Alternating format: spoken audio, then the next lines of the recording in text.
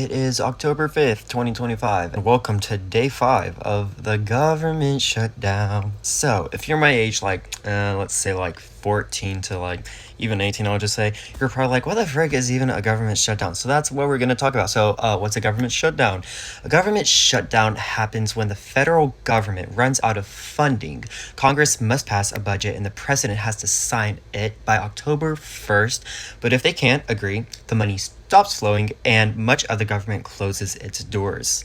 Essential services like law enforcement, national security, air traffic control, and social security continue operating, but most non-essential services pause. That means passport processing stops, national parks close, small businesses' loans are delayed, and thousands of federal workers go unpaid until Congress gets its act together. There's no set end date for a shutdown. It lasts until Congress passes a funding bill and the president signs it. Why did the government shutdown? Let's talk about that. Democrats refused to pass the funding bill unless it included repealing Republican restrictions on healthcare money for non-citizens, also known as illegals and, illegal aliens and illegal immigrants, say blah, blah, blah, blah, blah. Moving on, Republicans said no, and because Democrats wouldn't budge, the government ran out of money and shut down. Simple as that. There's not much more to add. They knew exactly what they were doing.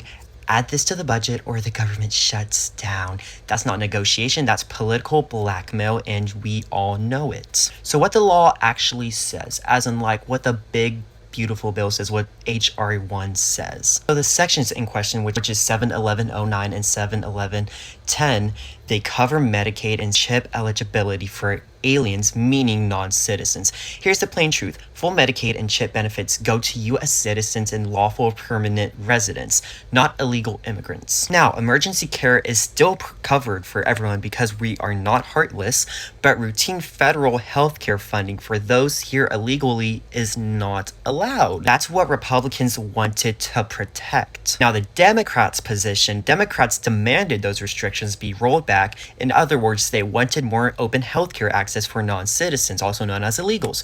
They tried to spin it as restoring fairness, but we all know what that means. Your tax dollars paying for people who broke our laws to get here. So what is the bottom line? The government shut down because Democrats refused to fund it unless they could use the budget to push their immigration agenda. Republicans stood their ground. At the end of the day, your hard-earned money should go to you, the American citizen, not people who jumped the line, ignored our laws, and expect the same benefits you worked for. It's not cruelty, it's common sense, it's America first. Thank you, God bless you.